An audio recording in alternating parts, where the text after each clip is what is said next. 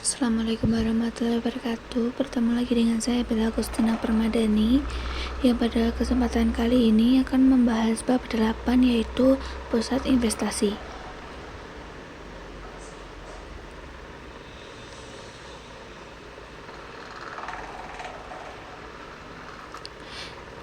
Di mana pembahasan materi yang akan kita bahas pada kesempatan kali ini adalah yang pertama struktur analisis, yang kedua pengukuran dana operasi, yang ketiga laba residu lawan ROI, dan yang keempat adalah alternatif terhadap pusat-pusat investasi. Pada suatu pusat investasi, laba ini dibandingkan dengan dana operasi yang ditanamkan untuk menghasilkannya. Jumlah harta yang ditanamkan dalam sebuah pusat investasi disebut dengan basis investasi. Dan terdapat dua metode untuk menghubungkan laba dengan basis investasi, yaitu yang pertama, persentase hasil atas investasi atau return on investment, disingkat ROI, dan yang kedua adalah pendapatan residu atau residu income. Dan dalam pengukuran dana operasi, kita akan membahas tentang apakah suatu divisi harus dibentuk sebagai suatu pusat investasi atau tidak. Dan jika tidak, metode alternatif seperti apa yang dapat mengendalikan dana operasi.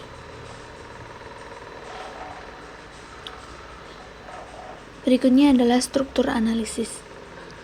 Perlunya pengukuran dana operasi adalah sebagai berikut. Yang pertama, menyediakan informasi berguna untuk pengambilan keputusan mengenai dana operasi yang ditanam dan untuk memotivasi para manajer membuat keputusan yang benar, yaitu keputusan yang terbaik bagi perusahaan. Yang kedua, mengukur prestasi divisi sebagai suatu kesatuan ekonomis.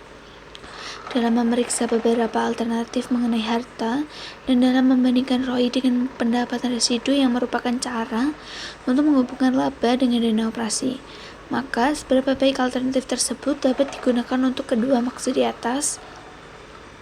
Memusatkan pada laba tanpa memperhatikan dana operasi yang digunakan untuk menghasilkan laba tidaklah cukup sebagai dasar pengendalian, kecuali organisasi jasa yang jumlah modalnya tidak besar. Sasaran penting perusahaan yang berorientasi pada laba adalah dengan memperoleh laba yang memuaskan atas modal yang sudah disediakan oleh investor.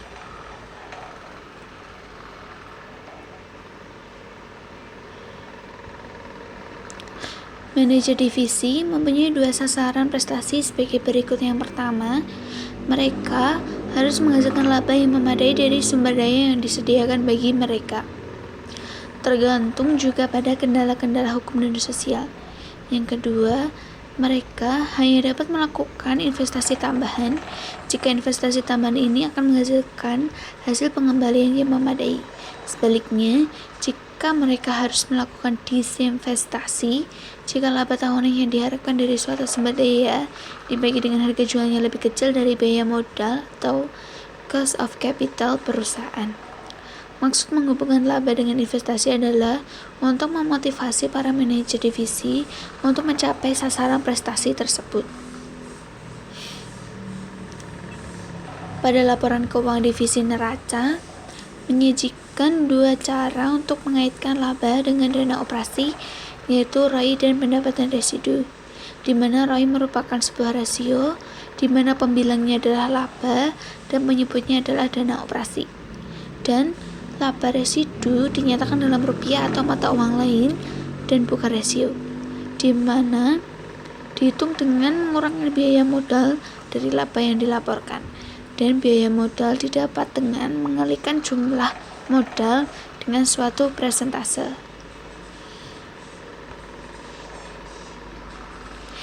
Yang berikutnya adalah pengukuran dana.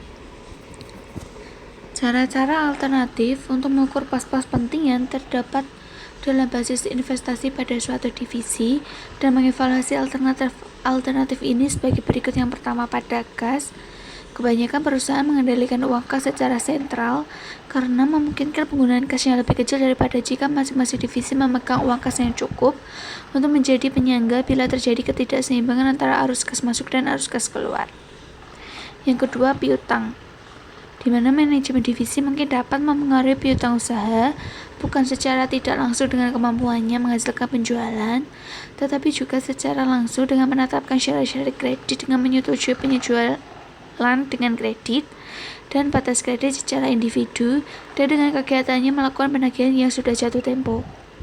Yang ketiga, persediaan, di mana persediaan diperlakukan sama seperti piutang, yaitu biasanya dihitung berdasarkan jumlah pada akhir periode, walaupun nilai rata-rata sepanjang periode secara konseptual lebih tepat. Jika perusahaan menggunakan LIFO untuk akuntansi keuangan, metode penilaian laporan divisi akan berbeda, karena dalam masa-masa inflasi sisa sediaan LIFO akan rendah. Dalam keadaan ini, maka persediaan dinilai pada biaya standar atau rata-rata, dan biaya ini harus digunakan untuk mengukur biaya penjualan pada laporan laba rugi. Jika persediaan barang setengah jadi dibiayai dengan pembayaran di muka atau pembayaran progresif oleh pelanggan yang terjadi pada produk-produk dengan waktu pembuatan lama, maka pembayaran ini biasanya dikurangkan dari jumlah persediaan bruto. Beberapa perusahaan mengurangkan utang dagang dari persediaan atas dasar bahwa jumlah utang menunjukkan pembiayaan sebagian dari persediaan oleh supplier dan biaya nol bagi divisi. Modal perusahaan yang diperlukan untuk persediaan hanya selisih antara jumlah sediaan kotor dengan utang. Selanjutnya yang keempat adalah modal kerja. Ada beberapa cara dalam memperlakukan pos-pos modal kerja atau working capital, yaitu perusahaan memasukkan semua harta lancar ke dalam basis investasi tanpa dikurangkan dengan hutang lancar. Hal ini akan menaikkan jumlah modal perusahaan yang dibutuhkan untuk membiayai divisi, karena kewajiban segera merupakan sumber dana seringkali dengan biaya bunga nol.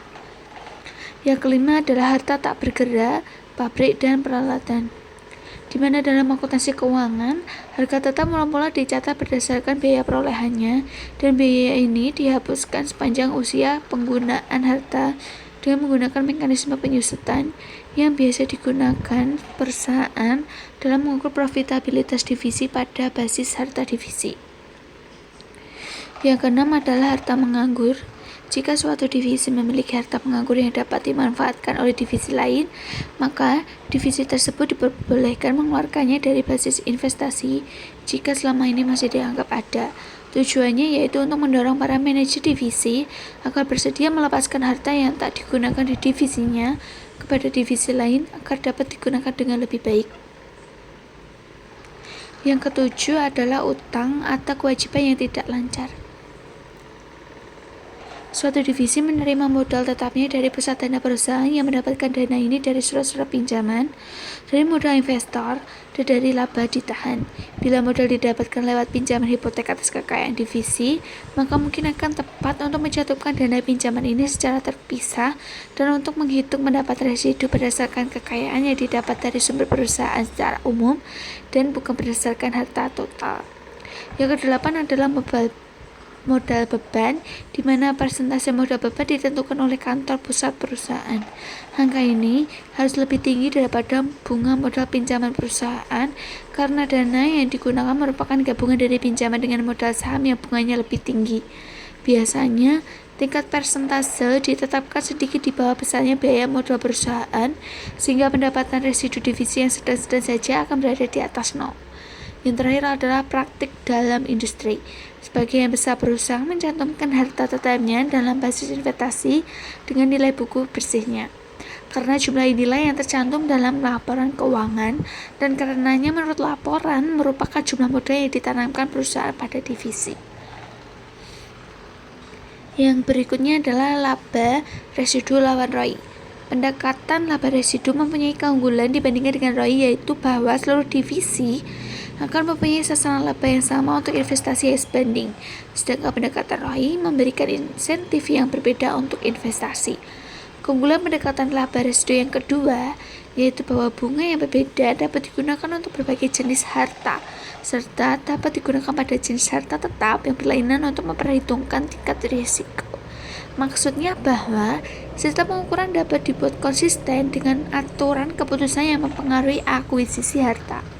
Begitu dengan jenis harta yang sama dapat diminta untuk menghasilkan suatu divisi tertentu, sehingga divisi harus bertindak konsisten dalam keputusan yang melibatkan investasi untuk harta baru. Pada analisis prestasi ekonomis, ROI berguna untuk mengukur prestasi ekonomis, di mana bidang-bidang yang labanya kurang dapat didiagnosis, dan dengan demikian perhatian manajemen dapat diarahkan ke bidang-bidang potensial untuk perbaikan. Bidang-bidang analisis dapat berupa divisi, lini produk, daerah geografis, dan sebagainya.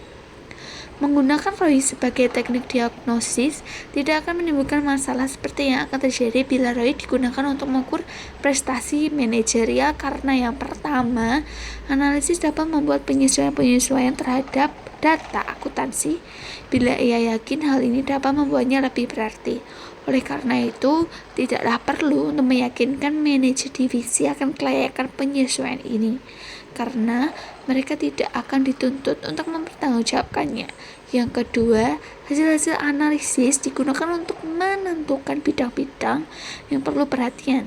Tindakan yang akan diambil tergantung dari keadaan, tetapi tindakan tidak diarahkan untuk memperbaiki ROI, melainkan untuk memperbaiki arus kas. Yang berikutnya adalah alternatif terhadap pusat-pusat investasi. Beberapa perusahaan memutuskan untuk tidak membentuk pusat investasi, sehingga alternatif yang digunakan adalah mengenakan bunga hanya untuk harta yang dapat dikendalikan dan mengendalikan harta tetap dengan alat yang terpisah. Harta yang dapat dikendalikan adalah piutang dan persediaan. Manajemen divisi dapat membuat keputusan harian yang mempengaruhi tingkat harta ini. Jika keputusannya diambil salah, maka akibat yang serius akan terjadi dengan segera. Misal, persediaan terlalu banyak, maka modal yang terikat tidak perlu dan risiko keusahaan bertambah. Jika persediaan terlalu sedikit, maka dapat terjadi penghentian produksi dan kehilangan pelanggan karena kehabisan kesediaan. Investasi pada harta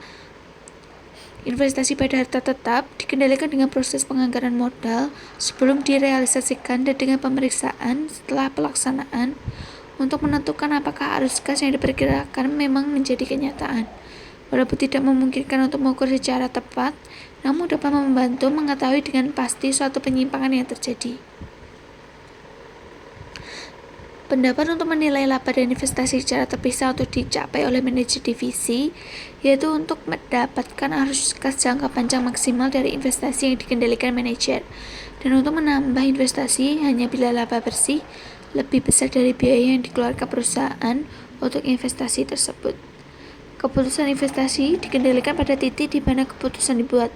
Akibatnya, prosedur analisis investasi modal menjadi sangat penting dalam pengendalian investasi. Sekian presentasi pada kesempatan kali ini. Kurang lebihnya mohon maaf. Assalamualaikum warahmatullahi wabarakatuh.